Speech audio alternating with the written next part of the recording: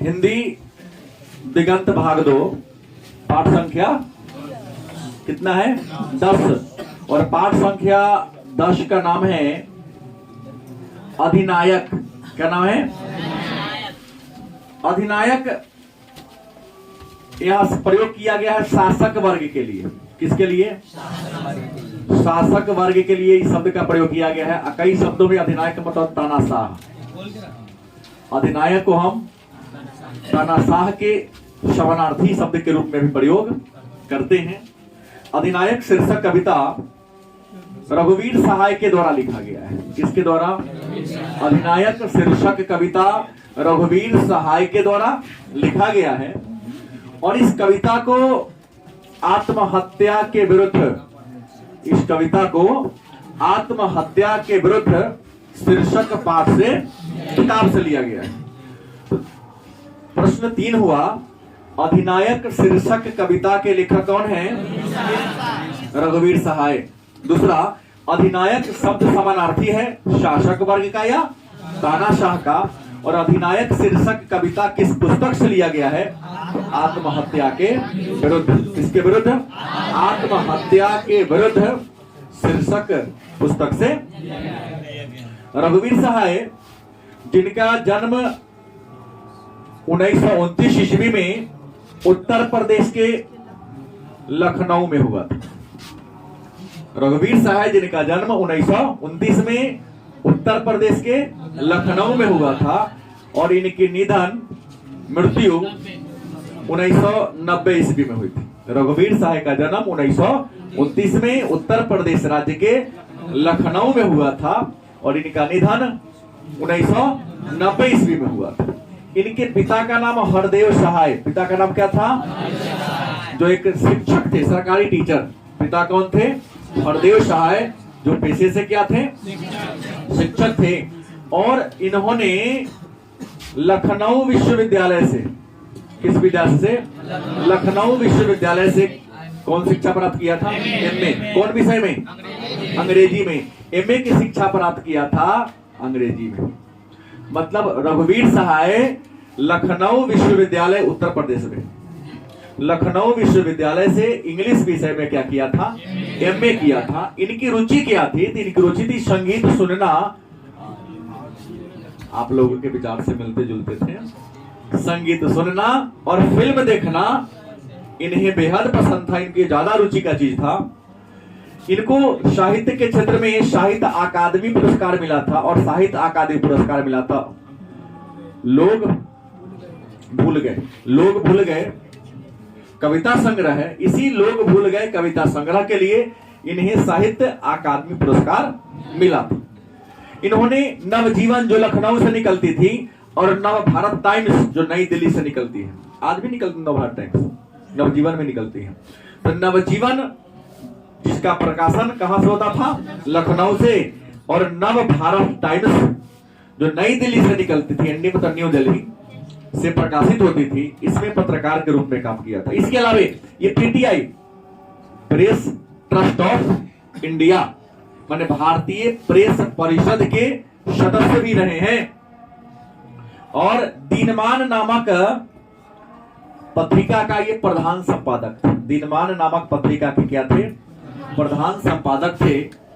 और रघुवीर सहाय का उदय दूसरा सप्तक के कवि के रूप में हुआ है। रघुवीर सहाय दूसरे सप्तक के क्या थे? कवि थे। और इनके द्वारा लिखा गया जो कविता संग्रह है उसका नाम है सीढ़ियों पर धूप में, आत्महत्या के विरुद्ध, हंसो हंसो जल्दी हंसो, लोग भूल गए। कविता संग्रह है सीढ़ियों पर धूप में, आत्महत्या के विरुद्ध, हंसो हंसो जल्दी हंसो, लोग भूल गए। निबंध भी इन्होंने कुछ लिखा है। निबंध का भी नाम है सीढ़ियों पर धूप में, दिल्ली मेरा प्रदेश, लिखने का कारण, उबे हुए सुखी वे और नहीं जो मारे जाएंगे। और इनके द्वारा लिखा गया कहानी है। कहानी संग्रह का नाम क्या है? तो कहानी संग्रह का नाम है सीढ़ियों पर धूप में, जो आदमी हम बना रहे। सीढ़ियों पर धूप में, और जो आदमी हम बना रहे, रघुवीर सहाय के द्वारा लिखा गया कहानी है, संग्रह है। यहाँ सीढ़ियों पर धूप में कहानी भी है, सीढ़ियों पर धूप में निबंध भी है, और सीढ़ियों पर धूप में कविता भी, संग्रह भी है। तो याद रखेंगे रघुवीर सहाय जो हिंदी साहित्य के आधुनिक काल के कवि हैं। इनका जन्म 1929 में उत्तर प्रदेश के लखनऊ में हुआ था और इनका निधन 1990 ईस्वी में हुआ था। इनके पिता हरदेव सहाय जो एक सरकारी शिक्षक थे, इन्होंने लखनऊ विश्वविद्यालय से अंग्रेजी विषय में एमए किया था। संगीत सुनना और फिल्म देखना इनकी विशेष अभिरुचि थी। इन्हें लोग भूल गए के लिए साहित्य अकादमी पुरस्कार मिला। इन्होंने लखनऊ से प्रकाशित होने वाली नवजीवन और नई दिल्ली से प्रकाशित होने वाली नव भारत टाइम्स के पत्रकार के रूप में काम किया था। यह प्रेस ट्रस्ट ऑफ इंडिया मतलब पीटीआई के सदस्य थे। दिनमान नामक पत्रिका के प्रधान संपादक भी रहे हैं। इनका उदय दूसरे शतक के कवि के रूप में हुआ है। इनके प्रमुख रचना सीढ़ियों पर धूप में, आत्महत्या के विरुद्ध, लोग भूल गए, हंसो हंसो जल्दी हंसो, वे और नहीं जो मारे जाएंगे। जीवन चरित्र लिखने में सभी किताब का नाम लिखना जरूरी नहीं है, दो चार लिख देंगे बहुत। अब आइए चर्चा करते हैं अधिनायक शीर्षक कविता के माध्यम से कवि रघुवीर सहाय क्या बताना चाहते हैं। तो अधिनायक शीर्षक कविता के माध्यम से कवि रघुवीर सहाय हमें यह बताना चाहते हैं कि भोली भाली जनता, गरीब जनता, भले ही भारत में लोकतंत्र है लेकिन आज भी जो गरीब जनता है, भोली भाली जनता है, शोषण के शिकार है। अनेक प्रकार की परेशानियों से, अनेक प्रकार की कठिनाइयों से क्या है, ग्रसित है वो, और लोग उनको सता रहा है। मन हो चाहे ना मन हो, शासक वर्ग के आगमन पर, समृद्ध वर्ग के आगमन पर उन्हें उनका जयकार मनाना पड़ता है। गलत सही?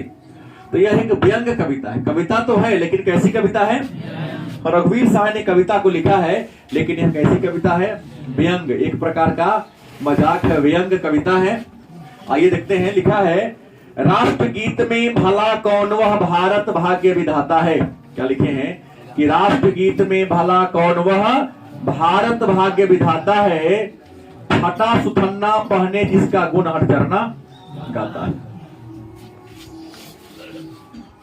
कवि व्यंग किए हैं, है ना। यहाँ पर राष्ट्रगान है, हालांकि राष्ट्रगीत शब्द का प्रयोग इन्होंने कर दिया है अपने सहूलियत के दृष्टिकोण से। लिखा है ना, जनगण मन अधिनायक जय है, भारत भाग्य विधाता। कभी व्यंग की इस लाइन पर कि आखिर भारत की जनता लगभग 1 अरब 35 करोड़ आबादी जो स्वतंत्रता दिवस पर, गणतंत्र दिवस पर या विभिन्न अवसर पर गाते हैं कि जनगण मन अधिनायक जय है, भारत भाग्य विधाता। कभी व्यंग करते हैं कि भारत के भाग्य का विधाता कौन है जिसका हम और आप गुणगान कर रहे हैं। गलत की सही? हम लोग गुणगान करते हैं ना कि जनगण मन अधिनायक जय है, माने जनता के दूत का, जनता के मन का। मतलब कौन है अधिनायक, कौन है तानाशाह? जिसका आम जनता, गरीब आदमी, बेबस आदमी, लाचार आदमी क्या कर रहा है? गुणगान कर रहा है। भारत भाग्य विधाता लिखा है ना। फटा सुथन्ना पहने जिसका गुण हर चरना गाता है। फाटल पुरान कपड़ा पहना हुआ है, शरीर पर स्वच्छ कपड़ा भी नहीं है, साफ कपड़ा भी नहीं है, संपूर्ण कपड़ा भी नहीं है। फटा सुथन्ना मतलब गरीब आदमी। हरचरना, देखो हरचरना ग्रामीण संस्कृति का प्रतीक है। गरीब आदमी अपने बाल बच्चा का नाम अपने ही बिगाड़ देता है। मुकेश नाम रे मुकेशवा, रवि नाम है तो रविया, हरिचरण नाम रहा होगा उसका, कवि व्यंग में लिखता हरचरना कह देता है लोग। गलत की सही? गरीब दिमाग से भी गरीब होता है। अगर समृद्ध लोग को जाके देखो तो अपने बाल बच्चों का नाम फलना बाबू है। गलत की सही? और हम लोग क्या अपना बेटा को ही अरे फलानवा छे, अशोकवा से रे, अशोक की धराओ, ऐसे भी कहा जा सकता है। क्या अशोक गलती बोल दिया? सही बोला हूं। तो वही कभी व्यंग किए हैं कि महाराष्ट्र गीत में भला कौन वह, क्योंकि राष्ट्रगीत जब हम लोग गाते हैं किसी का गुणगान करते लिखते हैं ना, जनगण मन अधिनायक जय है भारत भाग्य विधाता। आखिर कवि कहते हैं कौन है भारत का भाग्य विधाता? प्रधानमंत्री है, राष्ट्रपति है, मुकेश अंबानी है, अनिल अंबानी, कौन है? उसका नाम क्यों नहीं ले रहे? सीधे गा क्यों रहे? रियल में ये स्वागत गान था, अंग्रेजों को प्रसन्न करने के लिए गुरुदेव रविन्द्रनाथ टैगोर ने गाया था। एक व्यक्ति तो कमेंट कर दिया, हालांकि इतने बड़े लोगों पर कमेंट करने का हमारी औकात नहीं है, लेकिन फिर भी बोल रहा हूं कि 1913 में गीतांजलि के लिए गुरुदेव रविन्द्रनाथ टैगोर को पुरस्कार मिला। आप जानते हैं कि गुरुदेव रविन्द्रनाथ टैगोर प्राच्य शिक्षा के समर्थक थे, प्राच्यविद थे वो। उन्होंने अंग्रेजों का मतलब बड़ी खुले मुख से बड़ाई करते थे, और आज तक सम्मान उसी को मिला जो चापलूसी करता है। आज तक दुनिया के बहुत लोगों को नोबेल पुरस्कार मिल गया, लेकिन महात्मा गांधी जो हमारे राष्ट्रपिता है, शांति के क्षेत्र में इतना अच्छा काम किया, आज तक उनको नोबेल पुरस्कार 4 बार उनको नाम दिया गया, लेकिन एक बार नहीं मिला। जानते हैं कि नहीं आप लोग? अरे नोबेल पुरस्कार जो दुनिया का सबसे बड़ा पुरस्कार है, यह भी राजनीति से प्रेरित है, उसी को मिलता है जिसकी पहुंच होती है। गलत किसे? राष्ट्रपिता महात्मा गांधी जिनका विश्व के 65 देशों में मूर्ति बनाकर रखा गया है, विश्व के 65 देशों में उनकी क्या प्रतिमा है, उनके ऊपर सुमन इसमें जानता है, ठीक है। 40 से अधिक गांधी पर फिल्म बन चुकी है, और किसी फिल्म में गांधी की विचारधारा पर कमेंट नहीं किया गया है। गलत किसे? लेकिन आज तक आप लोगों ने सोचा है कभी कि गांधी को शांति का नोबेल पुरस्कार अचानक उनका नाम गया था बोर्ड में? इसका मतलब ये हुआ कि गांधी अगर अच्छे राजनीतिज्ञ होते, कूटनीतिज्ञ होते, चापलूस होते, तो सबसे पहला बार नोबेल पुरस्कार अगर आजादी के बाद किसी को मिलता तो गांधी को ही मिलता। गलत से? लेकिन आज तक जो चापलूसी के इंडियन वाले ले लिया। मैंने कहा मेरे बातों से तकलीफ आपको नहीं होनी चाहिए, पहले मैंने सॉरी बोल के बोला है, क्योंकि गुरुदेव रविन्द्रनाथ टैगोर विश्व कवि थे, उनसे कमजोर कवि इंडिया में और भी नहीं थे, लेकिन चापलूसी नहीं किया। हमने कहा ना, तिलक भी हमारे भारत के एक राष्ट्रवादी नेता थे, गरम दल के नेता थे, अखबार में अंग्रेजों के विरुद्ध लिख दिए थे, उन पर देशद्रोह का मुकदमा चला दिया, 6 साल का जेल भेजा मांडले जेल में। कई लोगों ने कहा कि माफी मांग लेगा सबके सामने आके तो मैं उसको माफ कर दूंगा। उसने कहा तू 18 साल कर दो, लेकिन माफी ना मांगे। ऐसे लोगों को जो सम्मान मिलना चाहिए नहीं मिलता है, लेकिन चापलूसी करने वाले को मिल जाता है। सूर्यकांत त्रिपाठी निराला कम कवि नहीं थे, लेकिन किसी नेता का वह चापलूसी नहीं किए। लेकिन दिनकर जी बिहार के थे, उन्होंने नेताओं का गुणगान करना शुरू कर दिया, राष्ट्र कवि का दर्जा ले लिया। यहाँ तो सम्मान पाने के लिए क्या करना पड़ता है? चापलूसी करना पड़ता है। देखिएगा आप लोग भी गांव अमेरिका से नहीं आते हैं, अपने गांव घर की कहानी भी देख लीजिएगा। पुरस्कार उसी को मिलता है जो क्या करता है? चापलूसी करता है। तुम कितना अच्छा क्यों ना हो, अगर किसी के चापलूसी नहीं करते हो तो हाँ, जिस रास्ते पर चलो वही चलते रहोगे। गलत है कि सही? तो वही कहा कि राष्ट्रगीत में भला कौन वह भारत भाग्य विधाता है, फटा सुथन्ना पहने जिसका गुण हट चढ़ना, भाटा पुराना विवश लाचार विद्यार्थी। भाटा साहब अपने जिलेबी लेके चल जाते हैं, सब विद्यालय में चल जाते हैं।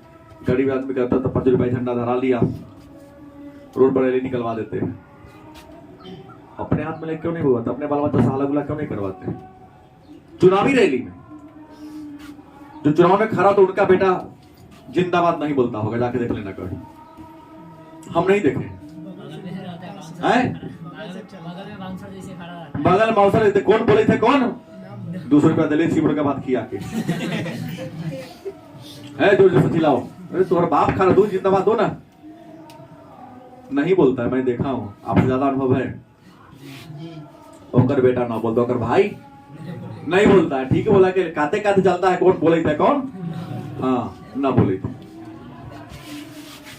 मखमल टमटम बल्लम दुड़ही पगड़ी छत्र चवर के साथ तोप छुराकर ढोल बजाकर जय जय कौन कराता है, राष्ट्रगीत में भला कौन वह भारत भाग्य विधाता है। कवि कहते हैं कि ऑनलाइन बैंक वाला दिए कि मखमल टमटम बल्लम दुड़ही पगड़ी छत्र चवर के साथ, मतलब मखमल का कपड़ा पहनते हैं टमटम पर, उस समय की कविता है ना। टमटम देखे आप लोग? नहीं, गुरुबक नहीं, मोरा वाला हम लोग जरा टमटम कहता था उसको, जरा नेपाल में आजो मिलता है। हाँ, टमटम उसको कहते हैं, राजगीरों में। सही बोला। वही कवि कहते हैं कि मखमल टमटम बल्लम तुरही पगड़ी छत्र चवर के साथ। जो मखमल मुलायम कपड़ा है, सुंदर कपड़ा को पहनते हैं, टमटम पर चढ़ के आते हैं। आज इनके घोड़ा जो घोड़ा खींच रहा है एकदम सजा हुआ घोड़ा है, माथा पर बहुत बड़ा सा सुंदर सा पगड़ी बांधे हुए हैं। एक आदमी उसके ऊपर छाता लगा खड़ा है और बगल से दो आदमी पंखा डुला रहा है। और जो अपने उतरते हैं तो जिनके आगे आने पर बंदूक या तोप की गोली छोड़कर सलामी दागी जाती है। और लिखा कि मखमल टमटम बल्लम तुरही पगड़ी छत्र चवर के साथ जो आ रहा है, तोप छुड़ाकर जिनके आगमन पर तोप की गोली, बंदूक की गोली दागी जाती है, ढोल बजाकर डंगा पीटा जाता है। देखते हैं आजकल के नेता लोग, उनके कार्यकर्ता चापलूस लोग, देखो नया फैशन बन गया। नेताजी आएंगे तो कुछ लड़का सबको पकड़ लेगा,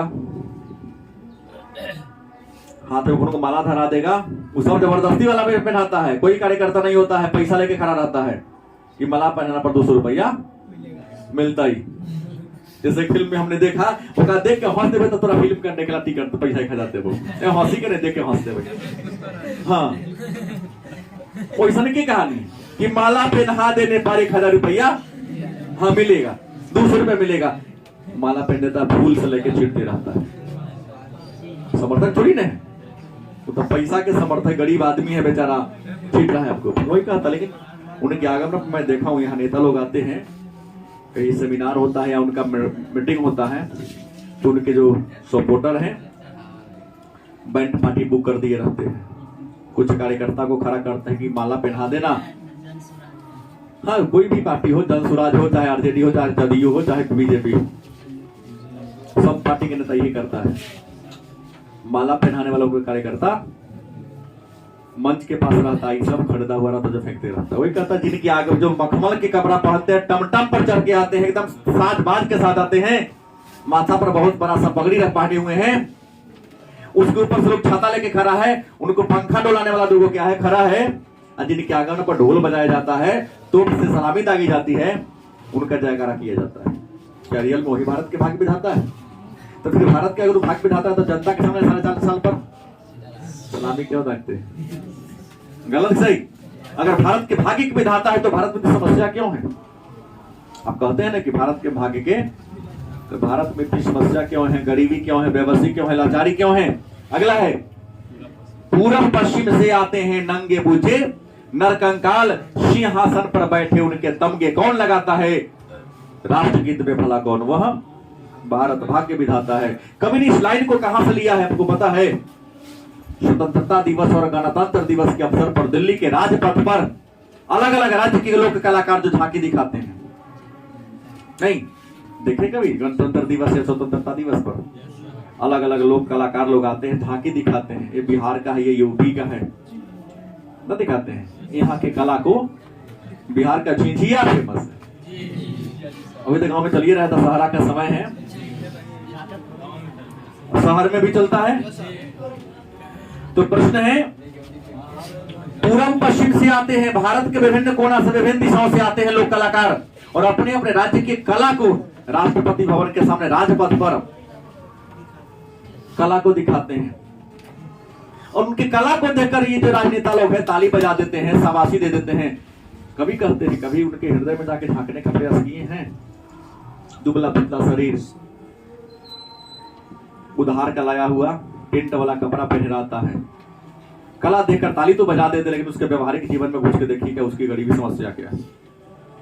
आपको शायद पता नहीं है, भारत आजाद हो गया, लेकिन 1990 ईस्वी तक भारत के किसी भी प्रधानमंत्री ने भारत के पूर्वोत्तर राज्य में झांकने की कोशिश नहीं किया। तब ना वो सब चीनों, म्यांमार, बांग्लादेश का सपोर्ट होना शुरू कर दिया। जो देख भी नहीं करेगा तो मैं तुमसे क्यों जुड़ा रहूं? नरसिंह राव गए थे, अटल बिहारी वाजपेयी, नरेंद्र मोदी तो कई बार गए, तो अभी जा रहे हैं तो हमारे पार्टियां कहती है तो वोट बैंक बनाने जा रहा है। यार तुम क्यों नहीं गए वोट बैंक बनाने? तुमको भी तो जाना चाहिए। तू तो दूर है, आदिवासी है तो आदिवासियों से मिलना। आदिवासी तो इंडियन है कि नहीं? उसकी समस्याएं हैं कि नहीं, उनकी जरूरतें हैं कि नहीं। आप किसी से बार बार नहीं मिलिएगा तो आपके साथ क्यों नहीं, वो छोड़ देगा ना आपको। उसकी समस्या से रूबरू होइए, उसकी समस्या का समाधान करिए। प्रश्न है वही लिखा कि पूरा पश्चिम से आते हैं नंगे बूचे नरकंकाल। आदिवासी को देखिएगा, शरीर तो है लेकिन हड्डी ही खाली दिखाई देता है। कला सुंदर दिखाता है, कला देख कर ताली बजा देते हैं, शाबाशी दे देते हैं, लेकिन उनकी समस्या को सुलझाने का प्रयास नहीं करते हैं। वही दिन चिन्हेगा, बाद में ना चिन्हेगा। गलत से जैसे फिल्मों में दिखाया भी जाता है कि चुनाव का समय आता है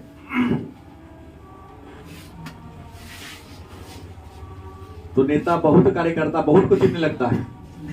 एक बार कॉल करो, कॉल बैक भी करेगा, समस्या आएगी, आप कौन, याद नहीं आ रहा। हाँ, चुनाव जीत के चलेगा तो क्या होगा, उससे कोई काम करवाने चल जाओ तो क्या कहेगा, आप कौन, अच्छा फलाना गांव से है। अरे इतना लोग फोने करता है। एक मेरे साथ घटा, तो एक बार आए थे मिलने, किसी कार माध्यम से भिजवाए कि बुलाइए उनको थोड़ा। कौन बुलाए हैं, तो फलाना कौन है, कभी बिगाड़ लेगा मेरा, क्या ना बोलते हैं उनके नाम, कमिश्नरी उनके नाम से चलता है तो हम नहीं चलते। वो 5 साल के हीरो है, हम जनता है जब तक जिंदा रहेंगे वोट का हीरो रहेंगे, क्योंकि हमको खड़ा नहीं होना, हम उनके सामने नहीं जाएंगे लेकिन हमारे पास जरूर आएंगे। गलत की सही, यह बात नहीं, दिव्य की बात बोल रहा हूँ। कौन बोलना है, जबकि मोबाइल में नंबर सेव था, चुनाव के समय कई बार उठा के ले जाते थे, क्योंकि उनको वोट कौन देता है, बीए पास वाला। अब बीए पास वाला के हम लोग नेतृत्व करते हैं। हाँ, 1000 को वोट की गारंटी रहती है, 1000 नहीं तो 500 वोट दिवा ही देते हैं। तो ये लोग नहीं चिंता है, वोट लेने के समय आपकी क्या करेगी, पहचान रखेगी। कोई लिखता है कि सिंहासन पर बैठे हो, तगमा लगा देता है, काम रहेगा तो पीठ पटवा के चपासी दे देगा, आके तुमको खड़ा के माला पहना देगा, फोटो खिंचवा देगा।